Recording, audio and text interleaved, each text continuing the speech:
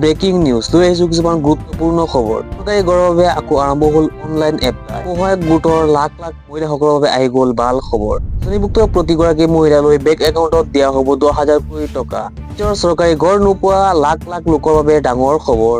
নতুনকৈ 3,88,000 লোকে লাভ কৰিব চৰকাৰী ঘৰ। নতুন পুৰণা সকলো হিতাধিকাৰীৰ বাবে ৰেচন কাৰ্ডক লৈ আহি গ'ল নতুন নিয়ম। মুখ্যমন্ত্ৰীৰ আত্মনিৰ্ভৰ অসম অভিযান 2.0 আবেদন দাখিলৰ বাবে মুকলি কৰা হ'ল পৰ্টেল। আত্মসহায়ক গোটৰ লাখ লাখ মহিলাৰ বাবে আহি গ'ল ডাঙৰ খবৰ। ফেব্ৰুৱাৰী আৰু মাৰ্চ মাহত আত্মসহায়ক গোটৰ মহিলাসকলে লাভ কৰিব চৰকাৰী ধন। শ্ৰেণীভুক্ত প্ৰতিগৰাকী মহিলালৈ বেংক একাউণ্টত দিয়া হ'ব 10,000 কোটি টকা। ইতিমধ্যে সম্পন্ন হৈছে নথি-পত্ৰ ভেৰিফিকেশ্যনৰ কাম। 40 লাখ মহিলাই ইয়াৰ বাবে আবেদন কৰিছিল। ধন লাভ কৰাৰ বাবে আবেদন কৰা মহিলাসকলে শীঘ্ৰেই লাভ কৰিব ধন। মুখ্যমন্ত্ৰী হিমন্ত বিশ্ব শৰ্মাৰ ডাঙৰ ঘোষণা। নিজৰ চৰকাৰী ঘৰ নোপোৱা লাখ লাখ লোকৰ বাবে আহি গ'ল ডাঙৰ খবৰ। এই সাজু কৰক নথি-পত্ৰ।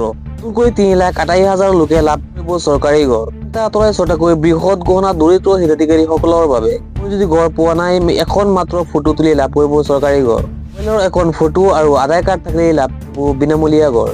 নম্বৰ জৰিয়তে PM আৱাস যোজনাৰ পৰ্টেলত আবেদন কৰিব লাগিব। 10,000 টকা মাহিলী আয় হ'লেও লাভ কৰিব বিনামূলীয়া ঘৰ। বাহন থাকিলেও আপুনি লাভ কৰিব বিনামূলীয়া ঘৰ। একৰ পৰ্যন্ত মাটি থাকিলেও লাভ কৰিব বিনামূলীয়া ঘৰ। প্ৰটেকিং কৰি থোৱা প্ৰতিটো দুখীয়া পৰিয়ালে লাভ কৰিব ঘৰ। ৰেচন কাৰ্ডক লৈ আহি গ'ল গুৰুত্বপূৰ্ণ খবৰ। নতুন পুৰণা সকলো হিতাধিকাৰীৰ বাবে ৰেচন কাৰ্ডক লৈ নতুন নিয়ম। KYC নকৰা সকলো হিতাধিকাৰী ফেব্ৰুৱাৰী মাহত ল'ব লাগিব ৰেচন। ফেব্ৰুৱাৰীৰ পৰা 10 ফেব্ৰুৱাৰীৰ ভিতৰত সংগ্ৰহ কৰিব লাগিব ৰেচন। চাউল লোৱাৰ সময়ত কৰিব লাগিব KYC। চাউল নাপালে দিব পাৰিব অভিযোগ।